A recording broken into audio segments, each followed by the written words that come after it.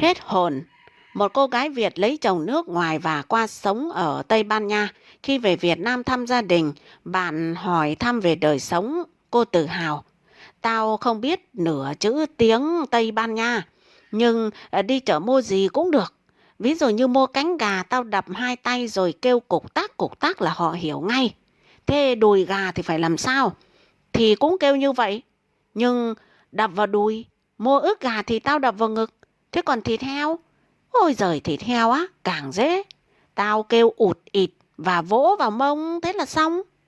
Thế có khi nào mày bí không? Có chứ, chỉ khi mua chuối là tao phải dẫn chồng tao theo.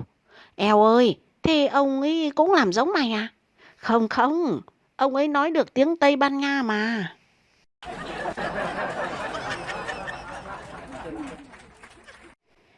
Tèo đang nằm chơi game thì nhận được điện thoại từ số máy lạ. Tèo bắt máy thì đầu dây bên kia cất giọng phụ nữ.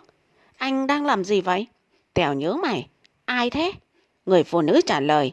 Em Na nè, lâu không gặp, anh quên em luôn rồi à? Tèo ngạc nhiên hỏi lại.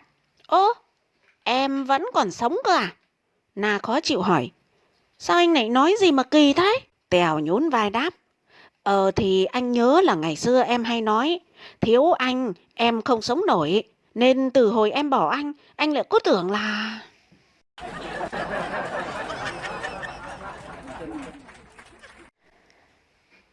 Hai đồng nghiệp gặp nhau trong lúc ăn trưa, một người nói, kìa, túi áo của cậu thủng rồi kìa, sao không câu vào đi?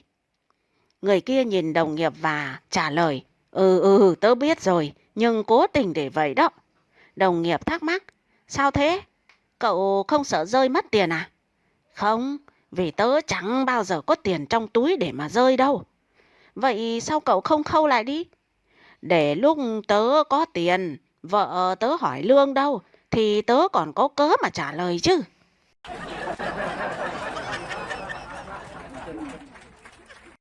Sáng ra ông bố đưa tiền sai con trai. Mày ra hàng quần áo mua cho tao cái áo may ô ba lỗ và nhớ về ngay đấy nhá. Thằng con trai đi mãi gần trưa mới về, lại còn về tay không. Bực tiết ông bố quát. Cái thằng hư đốn này, tốn cơm, sao giờ mới về hả? Thế áo mua đâu? Thằng con trai sợ quá khóc giống lên. Dạ con đi khắp chợ tìm mua, nhưng có cái áo may ô ba lỗ nào đâu ạ? Ông bố liền cầm chiếc áo may ô cũ của mình đang dùng làm khăn lau bàn dơ lên rồi hỏi nó. Thế đây là cái gì hả? Dạ áo may ô à? Ông bố lăm lăm cái roi hầm hè hỏi tiếp. Thế nó có mấy lỗ? Dạ có 4 lỗ ạ. 3 lỗ trên và 1 lỗ dưới ạ.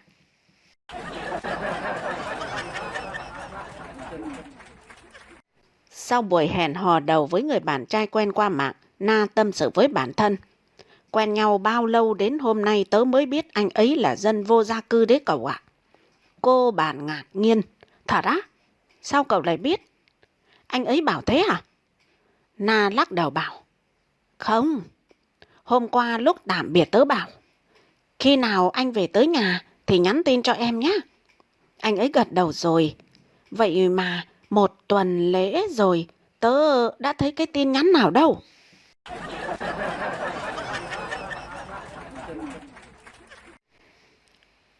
Một gia đình nọ mẹ chồng và nàng dâu đều phải chịu cảnh quá bụa. Mẹ chồng mới an ủi nàng dâu rằng thôi thì số mẹ con ta không được may mắn như vậy. Thôi thì cắn răng mà chịu đựng thôi con à. Nàng dâu nghe mẹ liền thủ tiết thờ chồng. Một ngày nọ thấy mẹ chồng và ông hàng xóm có tình ý với nhau.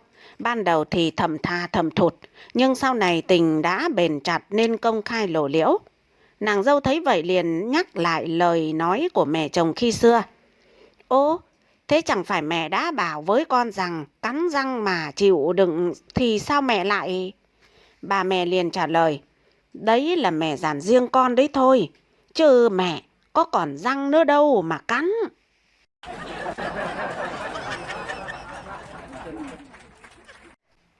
Có một sinh viên năm thứ nhất vào thăm bác ở Hà Nội đúng lúc bác đang ăn cơm. Cháu chào bác ạ. À, cháu đấy à? Thế ăn cơm chưa? Dạ, cháu ăn rồi ạ. Cháu lại cứ đùa. Bác là bác hỏi thật đấy. Dạ, cháu chưa ăn thật à? Cái thằng này, chế được cái đùa dai. Thế ăn thật chưa đấy hả? Dạ, cháu chưa ăn thật mà. Ừ, bác có lòng thành hỏi thật mà mày cứ đùa với bác hoài. Bác hỏi lần nữa nhá. Ăn thật hay chưa nào? Dạ, cháu ăn rồi ạ. Ừ, có thế chi lị, phải thật thà vậy chứ.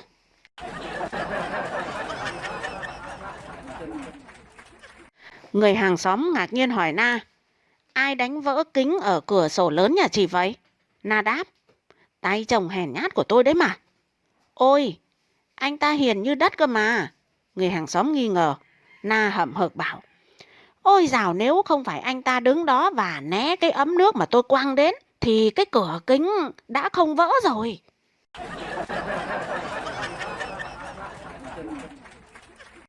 Ngôn tình trong thang máy. Hôm đó khi bước vào thang máy, một cô gái xinh đẹp đã nói với tôi, xin chào. Tôi không quen biết cô ấy, nhưng trong thang máy không có ai khác. Chắc hẳn cô ấy đang chào tôi. Vì vậy tôi cũng đáp lại, xin chào. Cô gái tiếp tục hỏi, lát nữa anh có rảnh không? Đi ăn một bữa nhé. Tôi vừa đúng lúc không mang theo ví. Trong túi chỉ có 300 tiền mặt. Cũng không mang theo thẻ tín dụng, đành phải ngại ngùng nói. Tôi chỉ ra ngoài làm một số việc. Câu nói chưa dứt, cô ấy đã nói, em biết anh không mang tiền, em mời mà. Cả đời này, tôi không biết đã làm gì tốt mà lại gặp được chuyện may mắn đến như vậy. Tôi vội vàng nói, được thôi. Cô ấy hỏi, anh muốn ăn bò bít tết, hải sản hay sườn nướng? Tôi nghĩ nếu đã là cô ấy mời thì chọn một nơi vừa túi tiền là được. Anh thấy quán sườn nướng gần đây khá ổn, quán cũng bình thường. Như vậy là được rồi. Khi tôi nói xong, cô ấy khẽ cười một cái. Trên mặt tràn đầy sức hấp dẫn. Thang máy không dừng lại ở các tầng khác, trực tiếp đi xuống. Mũi tôi ngập tràn mùi nước hoa của cô ấy. Trong đầu tôi, các neuron thần kinh đang phân tích kỹ lưỡng. Không biết đó là thương hiệu nào, khi ăn sẽ nói chuyện gì đây. Trong lòng nảy sinh đủ loại tưởng tượng thật là tuyệt vời. Cho em một nụ hôn nhé. Cô ấy đột nhiên nói ra câu này. Ngay lập tức tôi không biết phải làm sao. Thang máy là nơi công cộng. Sắp đến tầng 1 rồi, có vẻ không được tốt lắm. Ngay cả một nụ hôn cũng không muốn. Thật phí công em thích anh như vậy. Tôi thực sự không thể tin được. Sao mình lại may mắn đến như vậy? Chắc chắn là kiếp trước đã tích đức rất nhiều. Tôi hít một hơi thật sâu, từ từ tiến lại. Lúc này thang máy đã đến tầng 1. Mở cửa ra, cô ấy bước ra ngoài. Chỉ thấy cô ấy vuốt lại mái tóc dài, lấy tai nghe ra từ tai rồi lẩm bẩm. Không hiểu sao, lại không quen biết. Vô duyên gì đâu, cứ nói chuyện không đâu, vào đâu với mình chứ.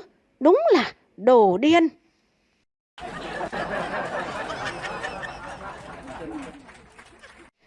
Đậy giúp.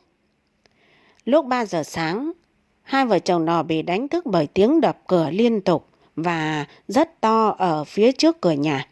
Với sự chán nản và bực bội, người chồng miễn cưỡng dậy và đi xem ai đó là ai. Đứng trong cơn mưa tầm tã là một người lạ say xỉn, đứng loạng choạng không vững. Ông có thể giúp tôi đẩy một chút được không? Người đàn ông lè nhè, nước nhỏ xuống từ quần áo ướt sũng của anh ta. Người chồng nhìn anh ta với sự khó tin, chắc chắn là không rồi. Anh ta hét lên, đã 3 giờ sáng rồi đẩy cái gì mà đẩy. Anh ta đóng sầm cửa lại, dậm chân trở lại giường, lầm bầm giận dữ. Vậy ai vậy anh? Vợ anh ta hỏi, vẫn còn đang mơ ngủ. Chồng cào nhàu, chỉ là một gã say rượu muốn được đẩy thôi. Cô vợ lại hỏi tiếp, và anh đã giúp anh ta chưa? Giúp anh ta? Tất nhiên là không. Đã là giữa đêm và trời đang mưa đấy. Người vợ ngồi dậy, bật đèn bàn lên bên cạnh. Anh quên nhanh thế. Cô ấy nghiêm nghị. Anh không nhớ là khi xe chúng ta bị hỏng 3 tháng trước à? Cũng trong một đêm mưa tầm tã, hai người tốt bụng xa lạ đã dừng lại để giúp chúng ta đẩy xe mà không do dự. Sao anh lại có thể từ chối làm điều tương tự vậy hả? Người chồng thở dài, biết rằng vợ mình nói đúng, liền lầm bầm trong miệng. Anh ta mặc lại đồ, mang áo mưa và lê bước đi ra ngoài cơn mưa. Bước vào cơn mưa lạnh, người chồng gọi vào bóng tối. Xin chào, anh còn ở đó không? Vâng vâng, là tôi đây. Một âm thanh yếu ớt trả lời. Anh còn cần đẩy không? Người đàn ông hét lên. Vâng vâng, làm ơn, người lạ trả lời một cách hớn hở. Nheo mắt nhìn vào bóng tối, người chồng hét lên. Thế anh đang ở đâu thế? Ở đây, giọng nói vang lên. Tôi đang ở trên cái xích đu.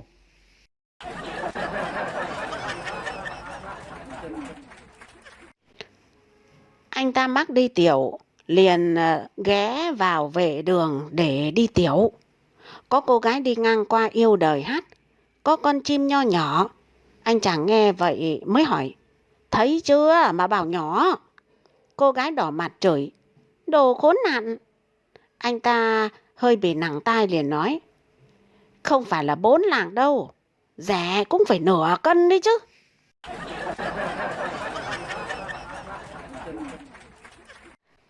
Vợ khó ngủ thấy lạnh, liền quay qua thủ thỉ với chồng. Anh yêu à, em chợt nhớ ra rằng hồi em còn bé, mỗi khi em thấy lạnh là mẹ em lại ôm em vào lòng, thế là em ngủ được ngay. Nghe vậy anh chồng liền than vãn. Nhưng mà bây giờ là 12 giờ đêm rồi, trời lạnh căm căm thế này, mà em nỡ bắt anh đi đón mẹ em tới đây sao?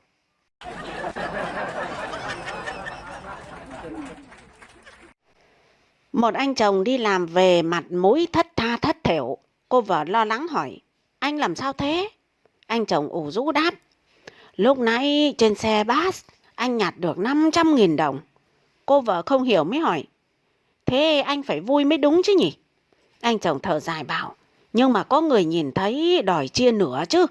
Kết quả anh đưa cho hắn 250.000. Cô vợ vẫn thấy lạ. Thì vẫn còn 250.000 đồng, anh buồn cái gì? Anh chồng ôm đầu. Nhưng vừa rồi dở ví ra đếm lại tiền mới phát hiện ra 500.000 đồng đó là của anh đánh rơi.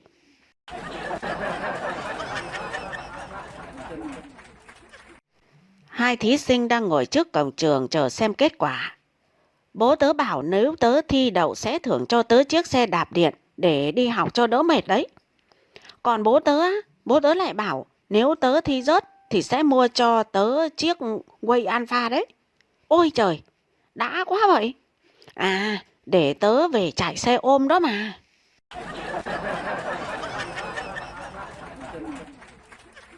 Nhà trường tổ chức một cuộc thi kể chuyện về người mà em yêu quý nhất. Tèo được cô giáo chủ nhiệm chọn làm thí sinh đại diện cho lớp để đi thi. Để giúp con tham gia đạt kết quả tốt, bố Tèo thức cả đêm mới bịa ra được một câu chuyện cảm động về cô giáo chủ nhiệm trẻ đẹp để Tèo học thuộc lòng.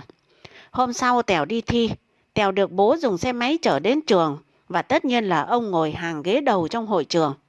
Phải thừa nhận Tèo kể chuyện mà biểu cảm không khác gì một MC chuyên nghiệp. Nên câu chuyện của Tèo kể xong cả hội trường đứng bật cả dậy vỗ tay vang như sấm. Cô giáo chủ nhiệm xúc động quá vội vàng lên sân khấu ôm Tèo thật chặt vào lòng. Chứng kiến giây phút cảm động và hiếm hoi của cậu con trai, nuốt khan vội nước miếng. Bố Tèo hấp tấp đứng bật dậy, mắt nhìn chân chân lên sân khấu, bất ngờ giơ tay và nói lớn. Cô giáo ơi, chuyện đó là do tôi sáng tác đấy cô ạ.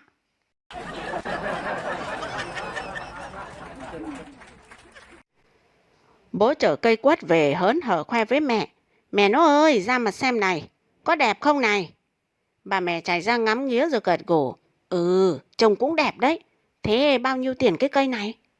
Có 1 triệu thôi à? Bố phải nhanh tay mới mua được đấy. 1 triệu cơ á? Gì mà đắt thế? Không đắt đâu. Mẹ nó phụ bố một tay khiêng xuống xem nào. Có vẻ ưng ý lắm. Nói bằng giọng thỏa mãn. Thế là năm nay có quất đẹp để chơi Tết đây rồi. Xong xuôi, bố vào nhà chuẩn bị để gói bánh chưng.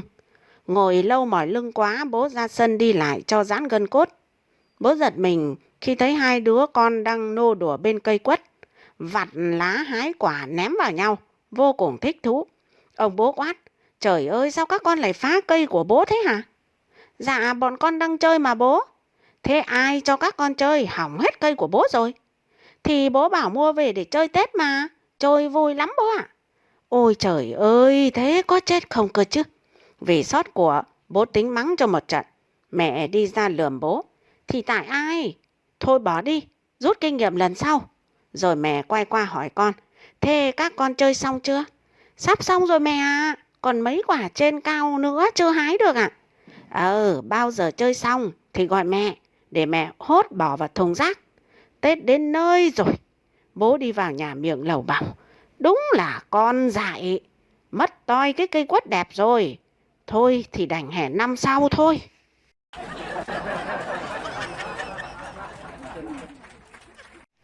Quá đã.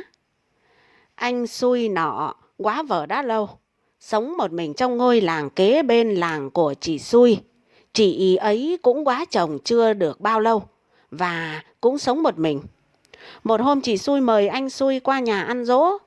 Tan tiệc và khi khách khứa đã về hết cả, chị xui mới nói với anh xui rằng: "Anh xui à, từ ngày anh ấy mất đi, mấy nhỏ đi làm ăn xa, bỏ tôi một mình chăm lo vườn tược. Không biết tôi có làm đúng cách hay không nữa. Nhờ anh xui ra khu vườn sau xem, nếu tôi làm không đúng thì nhờ anh xui chỉ dùm tôi với nhá." Anh xui vui vẻ: "Dạ được ạ." Hai người đi ra khu vườn phía sau. Chị xui dẫn anh xui đi xem từng hàng cây, từng luống rau củ. Anh xui chặt lưỡi khen: "Ôi dào, chị xui thật là mát tay đó nha. Cây trái gì mà tốt quá này trời." Mải mê đi xem tới xế chiều, trời bắt đầu mưa, nên hai người chạy vào nhà để trú mưa. Rồi thay mưa càng ngày càng lớn và trời thì càng lúc càng tối. Anh xui mới nói với chị xui: "Trời tối mất rồi, xin cứu chị xui tôi đi về." Chị xui vui vẻ bảo: "Mưa đang lớn quá mà, nhà anh cũng ở xa nữa. Đi bộ về tới bên đó nhỡ bị bệnh thì ai chăm sóc anh đây. Thôi thì anh xui ở lại ngủ đây một đêm, sáng mai rồi hãy về." Anh xui do dự: "Tôi thấy không tiện, nhà chỉ có tôi với chị mà." "Ôi, không sao đâu anh xui à. Tối nay anh ngủ trên bộ ván phía bên kia, còn tôi thì ngủ bên cái chõng tre của tôi phía bên này này. Cũng tiện mà anh xui." Nghe cũng có lý, anh xui liền đồng ý. Mưa càng lúc càng nặng hột, lộp độp trên nóc và vách tranh. Nghe tiếng anh xui chở mình qua lại, chị xui liền hỏi: "Anh xui chưa ngủ được à?" "Ồ chưa. Tại lạ chỗ, trời mưa lớn, lại thêm tiếng ếch nhái, ểnh ương, kêu thật buồn thúi ruột ra." Chị xui mới đề nghị: "Tôi cũng khó ngủ quá, vậy thì mình chơi đố chữ đi nhá. Khi mệt rồi thì ngủ sẽ dễ hơn đấy. Anh xui giỏi chữ nho, vậy mình đố chữ nho nhá anh xui." Vâng vâng, chị xui đố trước đi." Chị xui nói sang bồ ván: "Nếu từ bờ biển bên này qua bờ biển bên kia thì chữ nho nói sao hả anh?" "Dạ là quá hải." Chị xui lại nói tiếp: "Thế từ bên này sông qua bên kia sông thì nói thế nào nhỉ?" "Dạ là quá giang." "Thế còn từ nhà anh xui qua nhà tôi thì nói sao anh xui?" "Ồ, đó là quá bộ." "Thế còn từ lề đường bên này qua lề đường bên kia thì nói thế nào?" "Dạ là quá lộ." Ngừng một hồi chị xui lại nói tiếp: "Thế còn từ bên anh xui qua bên tôi thì nói thế nào?" Anh xui bụm miệng cười chúm chím, bỏ chân xuống đất trả lời: "Dạ là quá đã." Sau đó là tiếng cót két của cái chõng tre và tiếng thở, rồi lúc thì nhịp nhàng, lúc thì dồn dập. Thời gian lâu thật là lâu. Chị xui khều nhẹ anh xui rồi hỏi nhỏ: "Anh xui thấy tôi làm sao?" "Quá dữ." "Thế còn anh xui thì sao?" "Quá mệt." Ôi, thế là ngôi nhà lại yên lặng cho tới tờ mờ sáng. Chị Xui lại khều anh Xui hỏi tiếp. Anh Xui thức chưa? Mình chơi đố nữa nhá. Anh Xui giọng lờ đờ hết hơi. Chị Xui ơi, tôi chịu thua. Chị mà đố nữa chắc tôi quá cố mất thôi.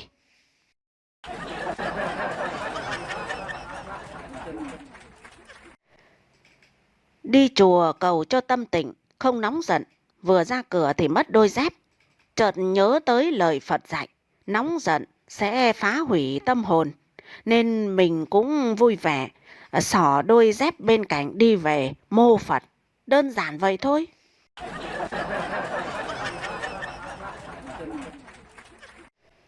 Nửa khuya, người chồng say rượu vẫn còn hơi men trong người, lay tỉnh vợ mình thức dậy và nói. Nhà mình có ma. Sao anh biết? Thì anh mới đi vệ sinh, vừa mở cửa thì đèn tự động sáng. Lúc đi xong rồi đóng cửa lại đèn cũng tự động tắt chứ. Thế có phải có luồng gió lạnh thổi đến nữa phải không? Đúng, sao em biết? Vợ quát lên. Ôi giời ơi, ông lại đái vào tủ lạnh của tôi rồi, ông ơi là ông.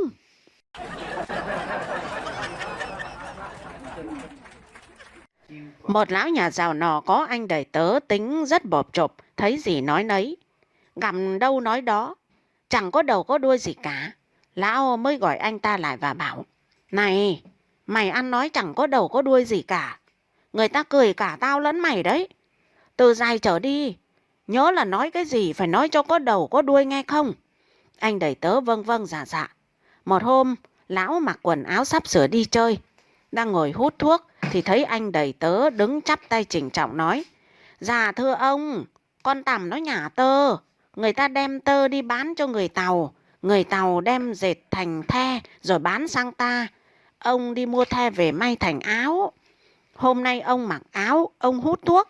Tàn thuốc nó rơi vào áo của ông và áo ông đang cháy đấy ạ.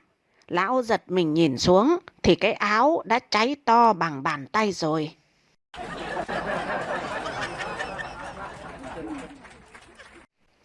Bạn thân từ xa đến thăm, nhà chỉ có mỗi một cái giường. Cô vợ nằm trong cùng, tới anh chồng rồi mới tới khách. Đang ngủ, anh bạn thấy bàn tay của ai đó nắm lấy cái ấy của mình, chẳng biết phải làm sao. Anh đành phải giả bộ ngủ say. Sáng hôm sau ra bến xe, anh liền vỗ vai bạn mình đăm chiêu. Vợ cậu hư lắm đó nha, cậu phải coi chừng đấy.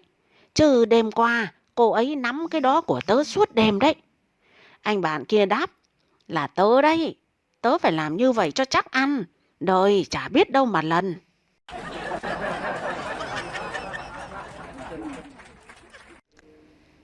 Cô vợ đang chuyện trò cùng với người bạn thân. Chợt thấy chồng về, chân không mang dép, quần đùi thịt xộc xa xộc xệch. Cô vợ vội kêu lên. Ôi giời ơi, trời ơi là trời, khổ thế chứ lị. Ố, thế chồng mày chăm chỉ như thế còn than cái nỗi gì? Mới đầu năm mà đã lo làm. Chắc là anh ấy vừa đi cày về đấy phỏng. Cày đâu mà cày. Khi đi ăn mặc tươm tất, cưỡi xe máy đi đấy. Khi mà thua bạc thì về như thế đấy.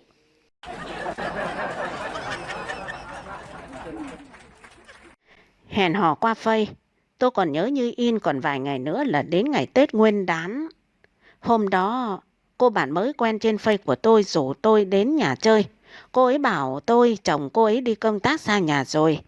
Trên đường đi đến nhà, tôi cố hỏi, thế lỡ lúc này chồng em về bất ngờ thì sao? Cô ấy buột miệng nói ngay, không sao đâu anh à. Mà nếu có thì anh cứ bảo anh ở bên công ty vệ sinh và môi trường đến để dọn dẹp nhà cửa để đón Tết Nguyên Đán. Là lão ấy sẽ không nghi ngờ gì đâu anh à. Nghe thế tôi hí ha hí hửng theo cô ấy đi vào nhà. Đùng một cái, lão chồng về thật. Thậm chí lúc đó tôi còn chưa kịp nắm lấy tay cô ấy. Thế là tôi phải dọn dẹp lau chùi nhà cửa quét trần, mất hơn 2 tiếng đồng hồ theo sự chỉ bảo của lão chồng.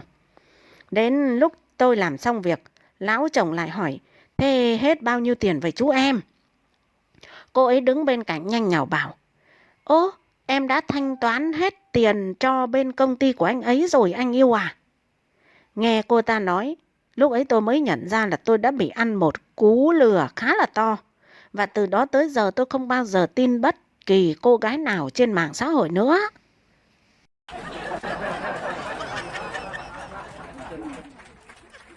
Ghép phòng. Vì công việc thường xuyên phải đi công tác, tôi đã quen với việc đặt phòng khách sạn và những phiền toái đi kèm. Tối qua, khi tôi đến khách sạn, cô gái ở quầy lễ tân nói rằng phòng đã đầy. Điều này không phải là chuyện hiếm gặp, nhất là vào những mùa cao điểm như thế này. Tuy nhiên, lần này cô ấy giới thiệu tôi tới một dịch vụ mới của khách sạn mà tôi chưa từng nghe đến, đó là ghép giường, ghép phòng. Cô ấy giải thích rằng ghép phòng nghĩa là tôi chỉ cần trả một nửa tiền phòng cho khách trong phòng đó thì có thể ở chung. Tôi có chút nghi ngờ về tính tiện lợi và an toàn của dịch vụ này. Nhưng cô lễ tân nhiệt tình thuyết phục tôi hãy thử. Sau một hồi suy nghĩ tôi quyết định chấp nhận, bởi vì lúc đó đã khuya lắm rồi. Ngoài trời thì đang rất lạnh và tôi không muốn tiếp tục tìm kiếm khách sạn khác. Cô lễ tân dẫn tôi lên tầng 3, đến phòng 317. Khi mở cửa ra tôi thấy một cô gái trẻ đứng trước mặt. Cô ấy trông khá thân thiện và lịch sự. Mặc dù không được xinh đẹp lắm nhưng dễ nhìn. Phòng của cô ấy không rộng rãi nhưng cũng không quá chật chội, đủ để chứa thêm một người nữa. Mặc dù tiền nghi trong phòng không xứng với 5 triệu một đêm, nhưng tôi lại cảm thấy dịch vụ mới này khá là chu đáo và hợp lý. Chúng tôi trao đổi vài câu xã giao, rồi tôi dọn đồ đạc vào góc phòng và nhanh chóng tắm rửa nghỉ ngơi sau một ngày làm việc. Chỉ phiền là phòng có mỗi một chiếc giường đơn. Mọi thứ diễn ra bình thường cho đến khi tôi nghe tiếng đập cửa và thấy các anh xông vào. Dạ thưa cảnh sát, sự việc diễn ra là như thế đấy ạ.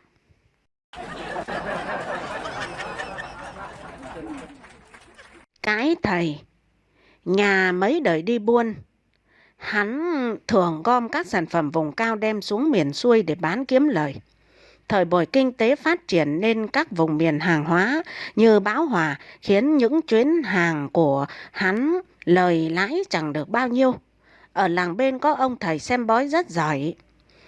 Chuyến này hắn qua xem bói để xem ngày tốt để xuất hành. Ông thầy bói bấm quẻ đã chọn cho hắn ngày xuất hành. Trước đêm xuất hành thì hắn nằm chiêm bao, thấy điềm lạ, nên lo lắng bèn qua xin thầy tư vấn giúp. Thầy ơi, đêm qua con nằm chiêm bao, thấy cãi nhau với mụ vợ. Nó oánh con một phát vào mồm, làm rụng hết răng luôn. Con lo quá, nên muốn nhờ thầy xem lại chiều nay con xuất hành có được không ạ? Thầy bói nói, cứ đi đi, điểm tốt đấy. Chuyến đó hắn lời to.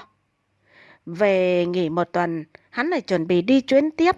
Ông thầy bói lại bấm quẻ tròn ngày. Nhưng ngày mai đi thì đêm ấy hắn lại chiêm bao. Liền đến nhờ thầy tư vấn. Thưa thầy, đêm qua con lại mơ cùng cô gái quá chồng đã có 4 đứa con. Cô ta to, béo và rất xinh đẹp. Con không cầm lòng được, đã cùng nàng ăn một đĩa lòng xào dưa. Ông thầy bói nghe hắn kể liền la lên. Thế thì dừng ngay, chuyến này đừng đi, nhớ là không được đi đấy nhá. Nhưng hắn không nghe thầy mà vẫn xuất hành. Kết quả chuyến này hắn lỗ nặng. Hắn đau đầu khó hiểu về các giấc mơ, bèn đến nhà thầy để hỏi rõ sự tình tại sao khi mơ rụng răng thì lại lời, mà mơ ăn lòng xào dưa thì lại ế. Nhấp miếng trà, lão thầy bói rung đùi và phân tích. Thế này nhá, mơ thấy rụng răng, răng thì rụng đi còn lại lợi, tức là nướu. Rụng hết răng thì lợi nhiều, đi buôn là có lời nhiều đó, hiểu chưa? Hắn, hiểu rồi, thế còn mơ thấy ăn lòng xào dưa thì sao ạ?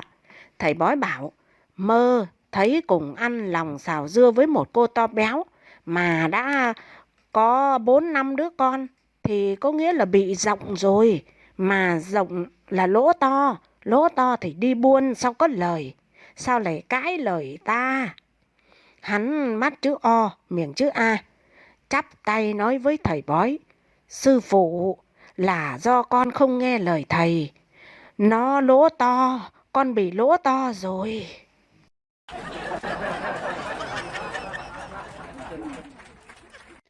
Làng ế vợ. Chủ tịch xã Lâu Thường rất buồn vì gái làng không chấp nhận việc trâu ta ăn cỏ đồng ta. Đến như cô nàng cùng làng thề non hẹn biển với anh mấy năm trời mà cũng chia tay anh để đi lấy chồng bên xã Lại Thượng gần đó. Có một điều rất lạ là các cô gái xã Lâu Thượng thà chấp nhận làm vợ hai vợ ba ở xã Lại Thượng, chứ nhất quyết không chịu lấy chồng cùng làng. Anh đem thắc mắc này hỏi một cụ cao tuổi trong làng. Sau một lát suy nghĩ, cụ trả lời rằng chung quy cũng tại chữ Thượng. Chú về làm tờ trình xin cấp trên cho đổi tên xã thành Thượng Lâu, đảm bảo là gái làng không bao giờ đi lấy chồng nơi khác nữa. Anh nghe rồi gật gù, mà công nhận chuẩn thật, đúng là gừng càng già càng cay.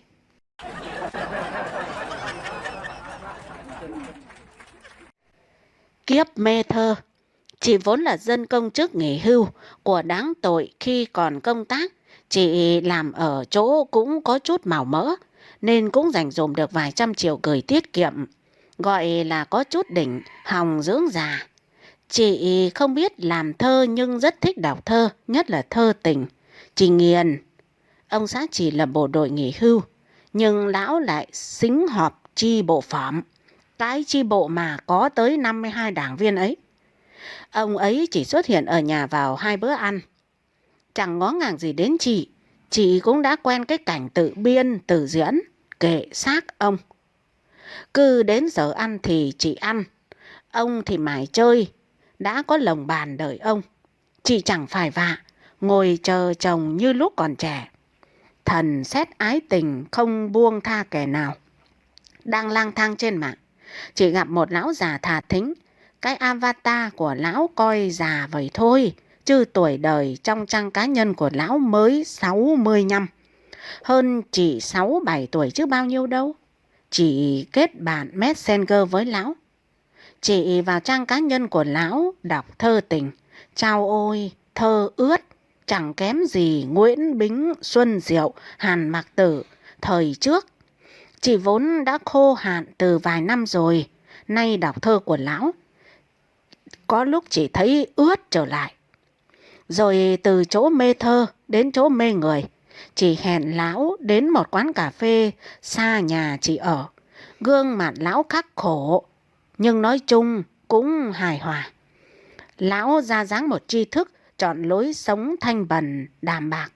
Lão có nhiều tài vặt, làm thơ vẽ tranh, viết thư pháp, chơi guitar. Có điều hơi lạ, chị thấy lão không nhìn thẳng vào chị. Hay người tuổi cao, người trí thức, họ hay ý tứ như vậy nhỉ? Rồi chị và lão thân nhau, còn trên cả mức thân nữa.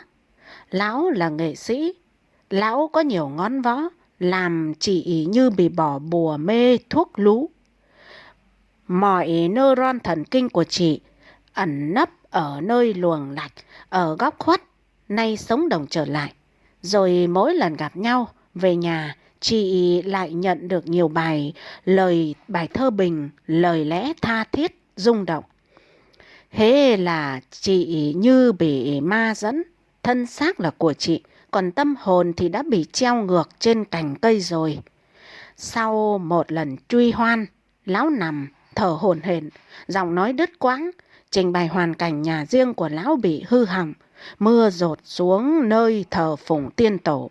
Chị nghe mà mùi lòng, lại tủi cho vong linh những người đã khuất.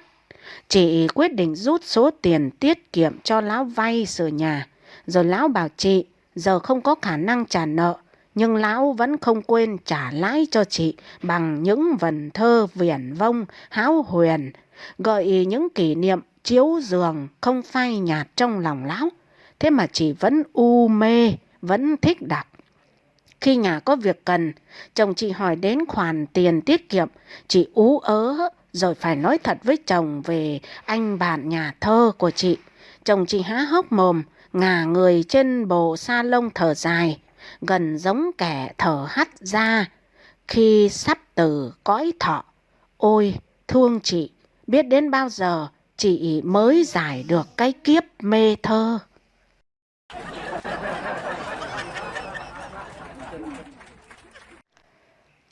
Có một gã vào quán rượu theo cách đi bằng hai tay.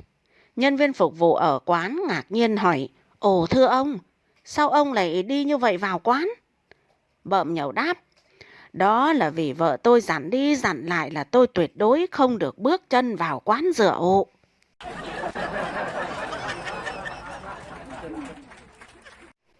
Một cậu bé vô tình làm đổ xe chở Ngô. Người hàng xóm nghe tiếng động liền bảo: Này tí, không sao đâu, sang đây ăn cơm với bác rồi lát nữa bác lật lại xe cho. Tí lo lắng đáp: Bác thật là tốt ạ, nhưng mà cháu sợ bố cháu không thích ạ. Vớ vẩn, cứ sang đây đi. Thấy người hàng xóm có lòng, Tí cũng nhận lời: Dạ được, nhưng mà thể nào bố cháu cũng bực lắm cho xem. Sau bữa cơm, Tí cảm ơn người hàng xóm tốt bụng và nói: Cháu cảm thấy thoải mái hơn rất nhiều rồi, nhưng mà cháu biết bố cháu sẽ bực lắm ạ. Người hàng xóm cười mỉm: Đồ ngốc à, thế bố cháu đang ở đâu? Dạ, bố cháu đang ở dưới cái xe đó ạ.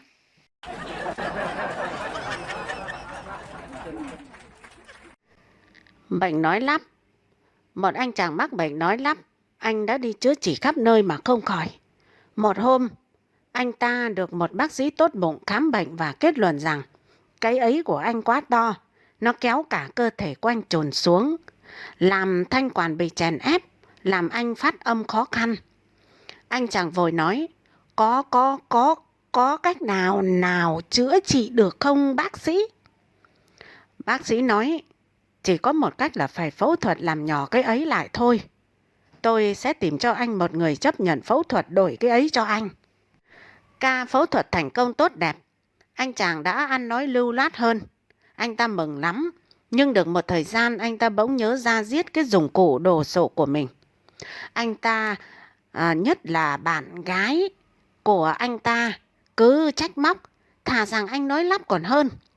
Anh ta quyết định đến tìm lại ông bác sĩ ngày nọ và bày tỏ muốn tìm lại người đã đổi cái ấy cho mình với mong muốn sẽ đổi lại. Ông bác sĩ tỏ ra giận dữ, rồi ông nói: Việc này là không thể được đâu.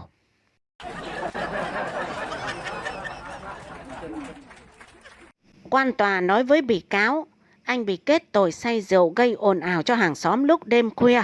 Bị cáo phân bua: Nhưng mà thưa tòa, ông phải hiểu cho hoàn cảnh của tôi. Chính hôm đó vợ tôi đã bỏ tôi mà. Quan tòa nhẹ giọng nói: tôi hiểu mà. Nhưng anh không được bày tỏ niềm vui của mình theo cách như vậy.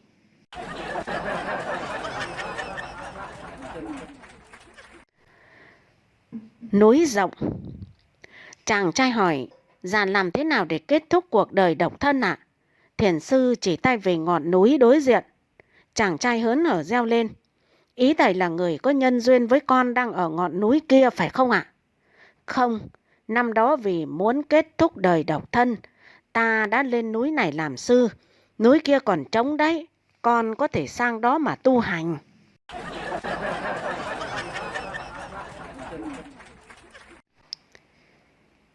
Vợ chồng làm cái, lâu nay công việc đồng áng vất vả.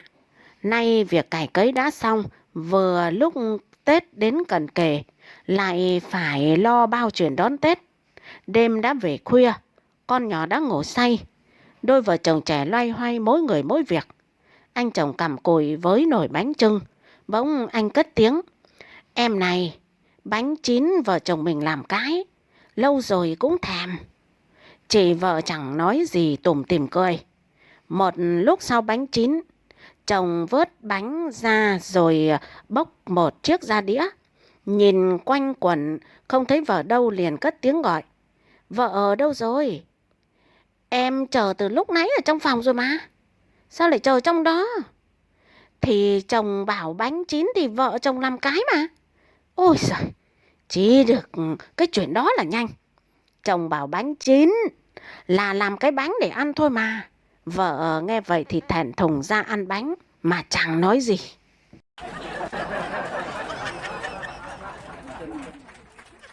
Chọn vía xuất hành. Chiều hôm qua chọn mãi mới được giờ tốt để xuất hành đầu năm. Liền gọi điện cho cô hàng xóm. Alo Đỏ ơi, tí nữa Đỏ ra đứng đầu ngõ cho anh gặp vía tí nhá. Anh lì xì cho. Ôi anh ơi, em đang chở bà ngoại ra trạm xá rồi. Khổ thế cơ chứ. Tại bà em là fan cứng của đội bóng đá nữ. Gần 90 mà còn bốc lắm anh ạ. Lúc thấy cầu thủ HV có bóng là bà đứng dậy hô, cố lên cháu ơi. Trên màn hình tivi, Huỳnh Như vung chân đá vào gôn. Bà cũng như nhập hồn vung chân đá theo. Bay cả nồi cơm điện vào góc nhà đấy. Giờ bị trẹo khớp anh ạ. Mà quả gôn ý nhìn quá sướng anh nhỉ. Ngon như lẩu Thái. Ô, hay anh gọi cái Hồng, con em nó ra cho anh viết làm vậy. Alo, Hồng ơi, cháu đang đi chơi với bạn trai à? Alo, Hảo ơi, quý khách hiện không liên lạc được. Alo, Ngân ơi, gọi cái éo gì, đang chơi bài. Xin lỗi bác, em tưởng là chồng em. Alo, Lộc đó hả? Vợ tớ khóa cửa rồi, tớ không ra được. Alo Phúc ơi, đang say rượu nhá. Cuối cùng danh bà còn mỗi chữ bà xui. Giời ạ, đầu năm xui nào chẳng là xui. Xui sờ nặng còn xui hơn xui sờ nhẹ ấy chứ. Thôi, quá giờ mất rồi, ở nhà luôn cho nó lành.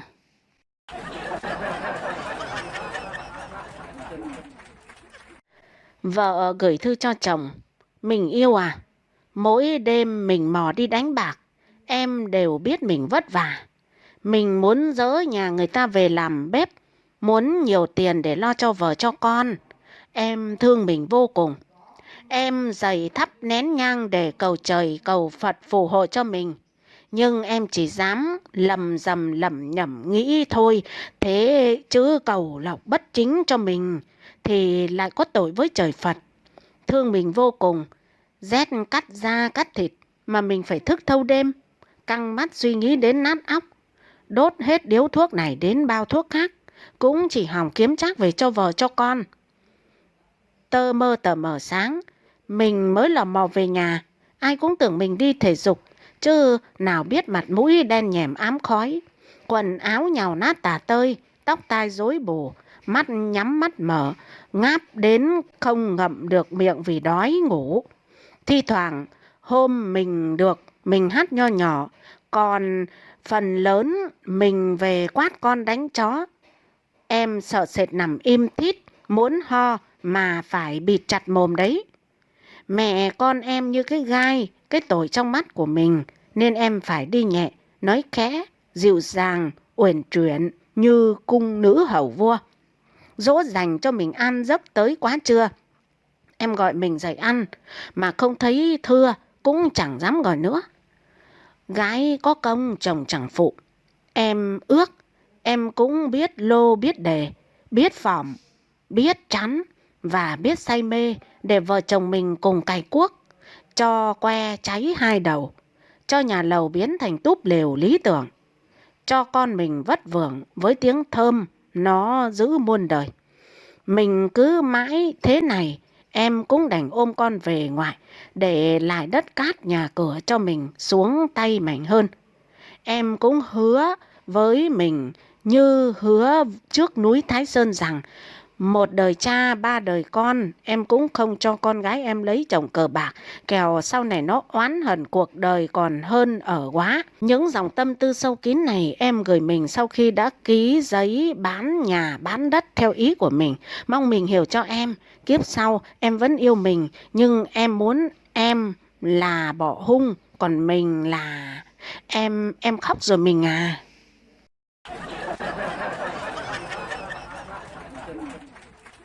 Vợ và xe máy. Mọi so sánh đều là khập khiễng. Tuy nhiên chính sự khập khiễng mới làm cho cuộc đời trở nên thú vị.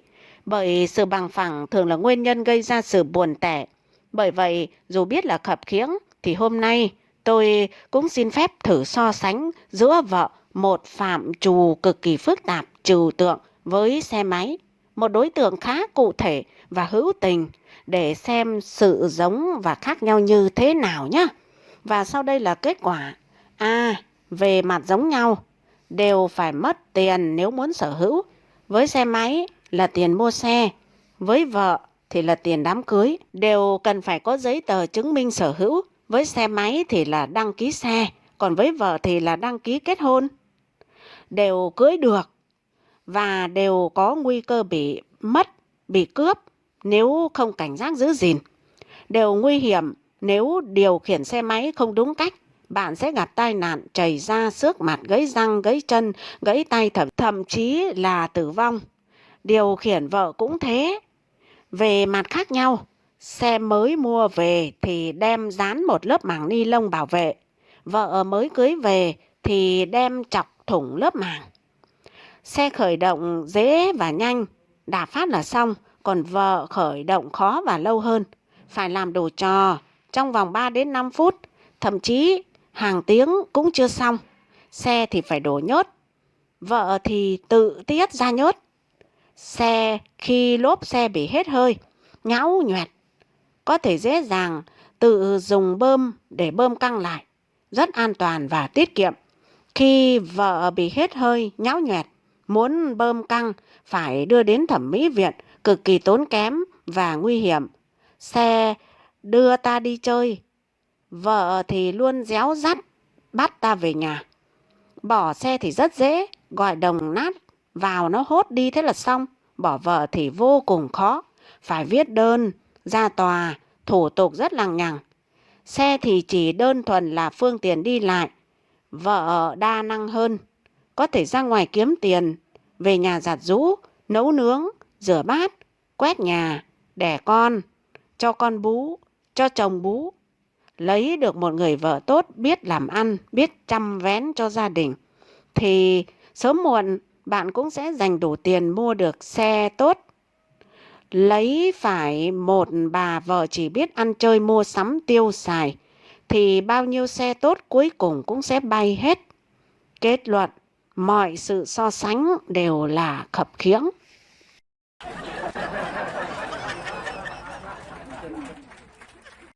Tí thường ngồi chung xe buýt với Na. Một hôm, Tí lấy hết dũng cảm dúi cho Na một mẩu giấy, trên đấy có viết: tôi rất thích bạn. Nếu bạn đồng ý tiến tới với tôi thì hãy đưa lại mẩu giấy này cho tôi. Còn nếu không đồng ý thì hãy vứt nó qua cửa sổ. Một lúc sau, Na chuyển lại mẩu giấy cũ. Tí vui mừng mở ra xem thì trên giấy viết: không mở được cửa sổ.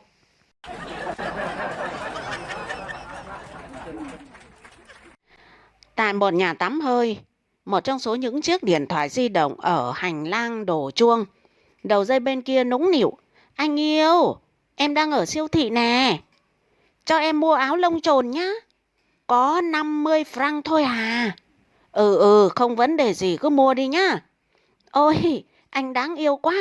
Thế nhẫn kim cương giá 120.000 franc, ý anh thế nào? Đối với anh đó là chuyện nhỏ, mua đi. Ôi, hôm nay là ngày hạnh phúc nhất đời em. Hay là chúng ta sẽ đặt dấu chấm cho nó bằng một chiếc Mercedes tuyệt vời, không mui, kiểu mới nhất, giá 500.000 franc có được không? Kiểu xe này khá đấy. Ôi, tuyệt vời quá. Cảm ơn thần đèn của em nhé. Người phụ nữ cúp máy. Người đàn ông cau mày xem lại chiếc điện thoại đang cầm trên tay. Đoạn giơ nó lên và hỏi: này, điện thoại này là của ai đấy?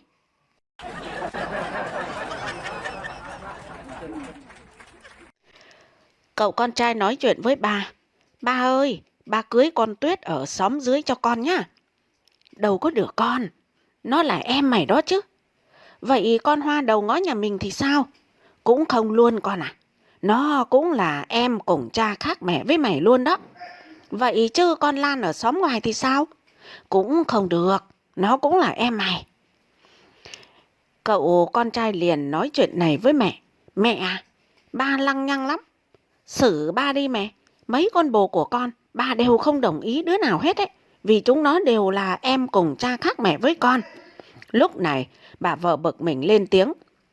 Trời ơi là trời, mày cứ cưới đại đi, vì mày cũng đâu phải là con của ông ấy đâu mà sợ.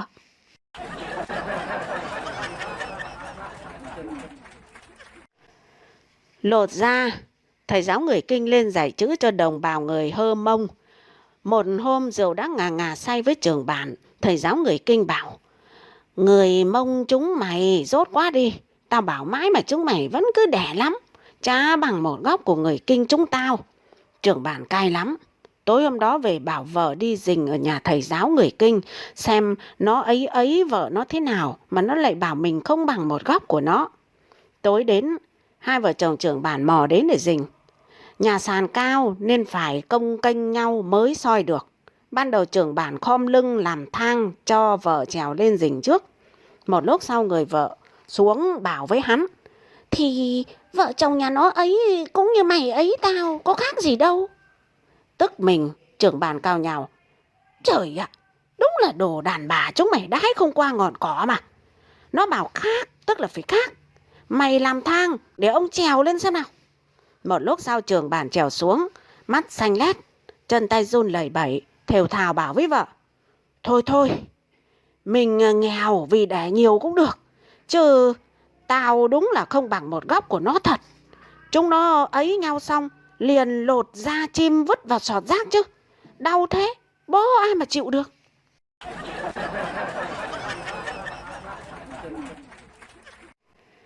Đi công tác dài ngày xa nhà với em cùng phòng, phải thừa nhận là em đã xinh, lại còn hay lúng liếng nữa chứ. Chả mấy khi có dịp dài ngày cùng với người đẹp, nên em muốn gì là tôi chiều ngay.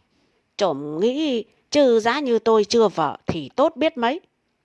Đúng phải mấy ngày trời trở lạnh, em lại sợ ma nên nhất quyết đòi nằm cạnh tôi.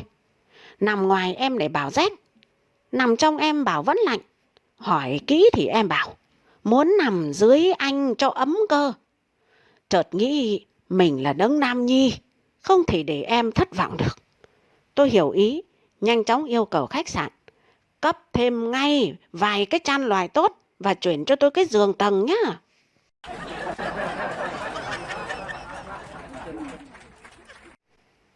Hai người đàn ông là hàng xóm ngồi nói chuyện với nhau. Một người bảo, Tôm này, tôi hỏi ông tí nhá.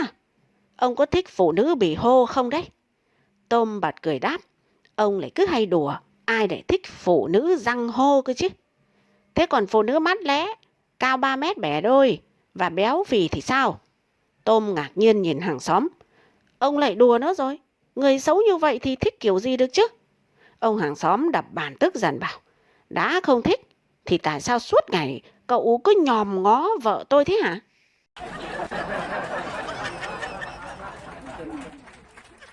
Người chồng hỏi người vợ, trước anh em đã đến với bao nhiêu người đàn ông rồi? Người vợ im lặng. Ôi, người chồng lại nghĩ chắc là nàng giận mình rồi đây.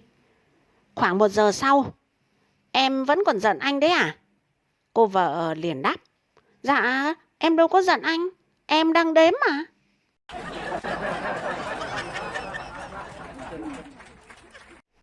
Hoa đã có chậu thì đập chậu cướp hoa, ván đã đóng thuyền thì nhổ đinh đóng lại, gạo đã nấu thành cơm thì đổ thêm nước cho thành cháo. Vậy cho nên cái gì không phải của mình thì tìm mọi cách để cho nó phải trở thành của mình. Ô sਕੇ.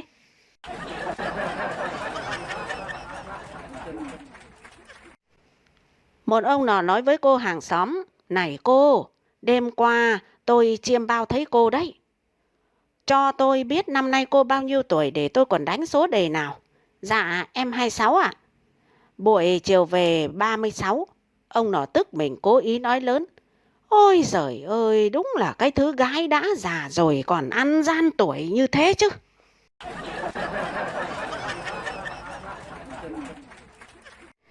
Đêm tất niên vợ mới hỏi chồng, anh phải nói cho thật. Em hứa không được giận anh đâu đấy. Em cứ hỏi, trong cuộc đời anh đã ngủ với bao nhiêu người phụ nữ rồi? Anh cam đoan là chỉ ngủ với một mình em thôi. Còn những bà kia anh toàn thức không à?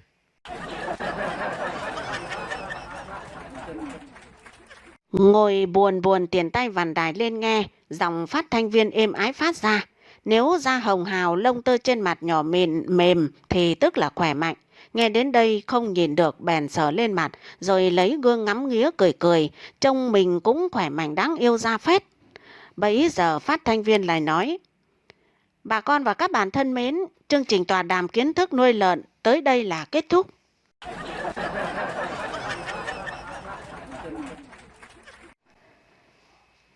Một người đàn ông nhận được điện thoại từ một cô gái. Alo, tôi nghe. Dạ, anh là anh Chỉnh phải không ạ? Người đàn ông nói ngay: chuẩn, không phải Chỉnh đâu nhá. Cô gái đáp: vâng, em nè. Em là người hôm bữa mà anh muốn tìm đây nè. Chuẩn, không phải Chỉnh em ơi. Cô gái cười cười nói: ôi vui quá. Người đàn ông bực mình quát: cái cô dở hơi này, vừa vừa thôi chứ.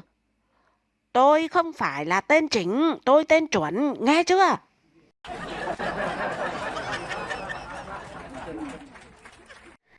Ba cú đá. Một luật sư thành phố quyết định dành cuối tuần để săn vịt ở một vùng nông thôn. Sau khi nhắm và bắn, anh ta đã bắn trúng một con vịt. Con vịt rơi vào một cánh đồng thuộc về một nông dân địa phương. Khi luật sư leo qua hàng rào để lấy chiến lợi phẩm của mình, người nông dân tiến đến trên chiếc máy kéo của mình, dừng lại gần đó. Anh nghĩ anh đang làm cái gì trên đất của tôi thế hả? Người nông dân hỏi. Luật sư tự tin trả lời. Tôi đã bắn con vịt này và tôi đến để lấy nó. Người nông dân khoanh tay và nói một cách chắc chắn. Đây là cánh đồng của tôi, nên con vịt thuộc về tôi. Luật sư cười khẩy. Nghe này ông già, tôi là một luật sư hàng đầu ở thành phố đấy. Nếu ông không để tôi lấy con vịt đó, tôi sẽ kiện ông đến cùng. Người nông dân không hề nao núng, nhún vai một cách thản nhiên. Chà, ở đây, chúng tôi không bận tâm đến tòa án. Chúng tôi giải quyết mọi việc bằng cách mà chúng tôi gọi là ba cú đá đấy. Tò mò và cảm thấy tự tin, luật sư hỏi. Ba cú đá là cái gì? Người nông dân giải thích. Đơn giản thôi. Tôi đá anh 3 lần. Sau đó anh đá tôi 3 lần. Chúng ta tiếp tục cho đến khi một trong hai người bỏ cuộc. Luật sư tự tin rằng mình có thể xử lý được ông già đồng ý. Được rồi, làm thôi. Người nông dân leo xuống khỏi máy kéo, bước đến gần luật sư và tung một cú đá mạnh vào ống chân của anh ta. Luật sư kêu lên đau đớn và ôm lấy chân. Người nông dân tiếp theo là một cú đá tàn bạo vào bụng, khiến luật sư quỳ xuống. Cú đá cuối cùng, người nông dân tung một cú đá mạnh vào vai luật sư, khiến anh ta ngã ngửa ra sau, rên rỉ và thở hổn hển. Luật sư từ từ đứng dậy phủi bụi. Anh ta nhìn chằm chằm vào người nông dân. Được rồi ông già, bây giờ đến lượt tôi. Người nông dân cười lớn và bảo. Ôi không không, anh có thể lấy con vịt đi, tôi chịu thua.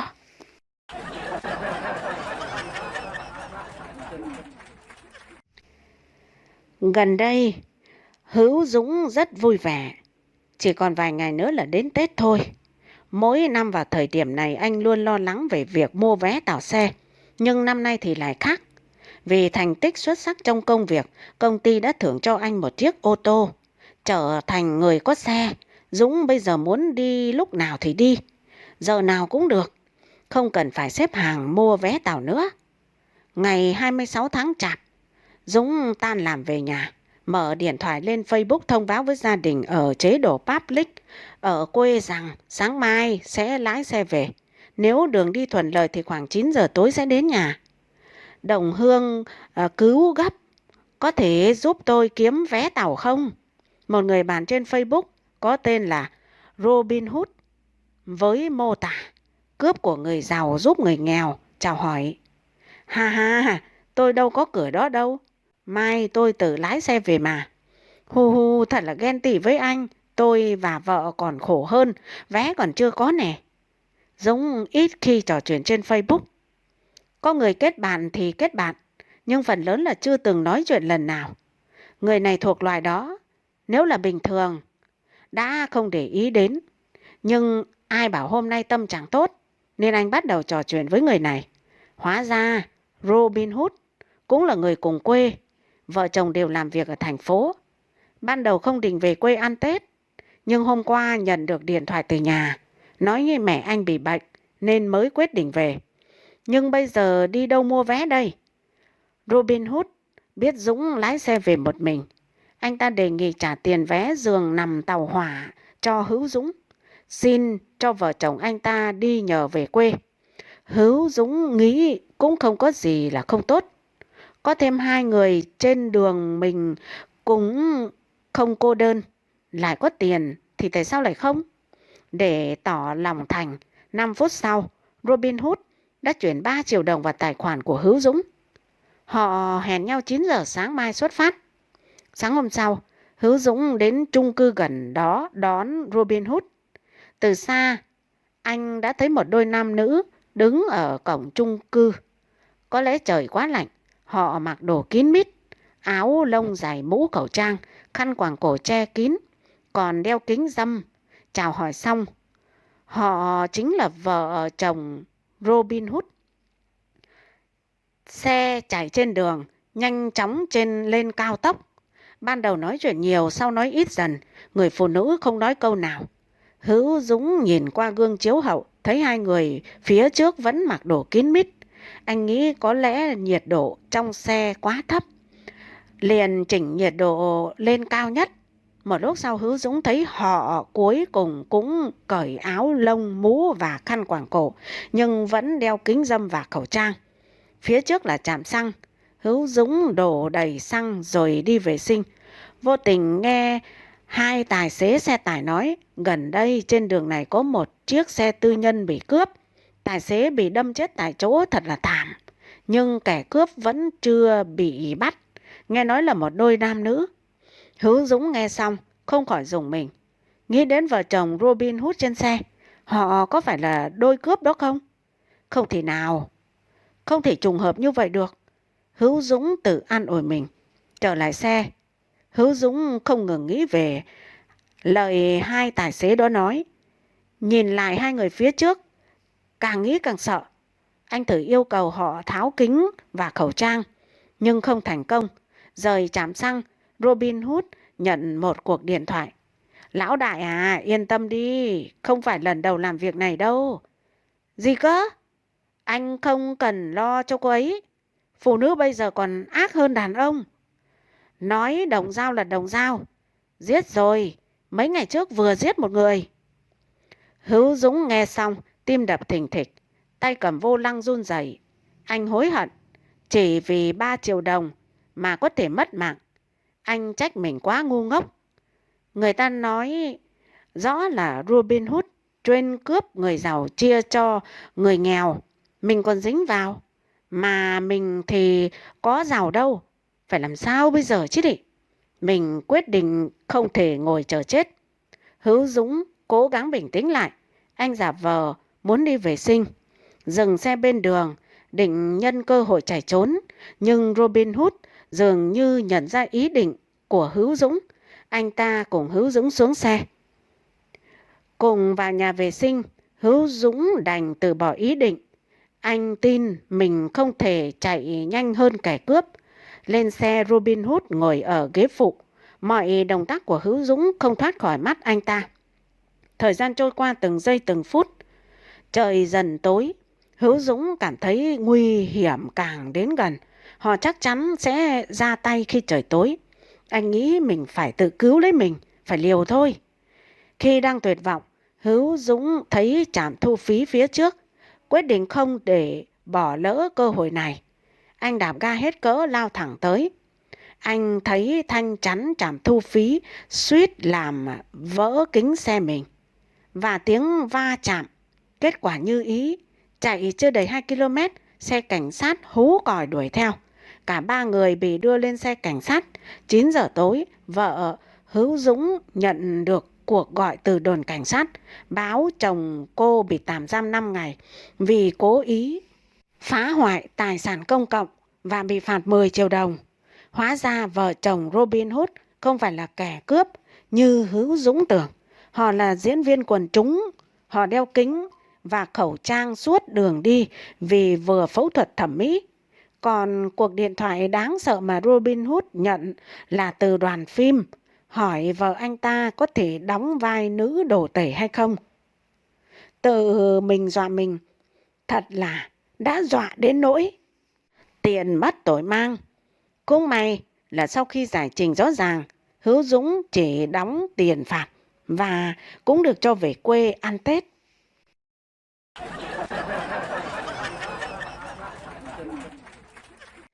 Chuyện ngày xưa, thời phong kiến vợ sẽ nói với chồng: tướng công, chúng ta đã có tuổi rồi, chàng cũng nên cưới một người thiếp trẻ hơn. Nếu không hàng xóm láng giềng chắc chắn sẽ nói rằng thiếp không hiểu chuyện. Chồng vẫn chăm chú viết chữ và nói: nàng không thấy ta bận rộn hàng ngày hay sao? Đâu có thời gian mà nghĩ tới chuyện này, đợi vài ngày nữa rồi tính đi. Vợ lại nói: hãy để thiếp tìm cho một người về cho chàng. Nếu chàng vừa ý thì gật đầu, còn lại để thiếp lo liệu. Chồng vẫn quay đầu lại nói: vậy thì nàng tự lo liệu đi. Đang mơ màng thì nghe tiếng vợ vang vọng từ phòng khách: anh đừng có ngồi đó viết 3 cái linh tinh nữa, lo mà tranh thủ lau nhà, rửa chén cho sạch sẽ. Lát khách tới chúc Tết, thấy nhà cửa bề bộn không hay lắm đâu. Ôi, thật tiếc là nét văn hóa truyền thống đẹp ngày xưa tất cả đều không còn nữa.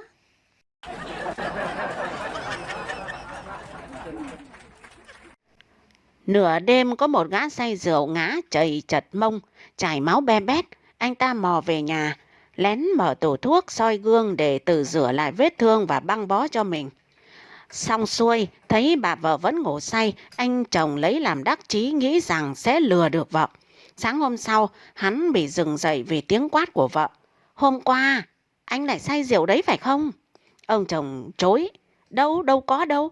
Bà vợ bực mình hỏi: thế ai đã dán đầy bông băng và thuốc đỏ lên cái gương của tôi đấy hả?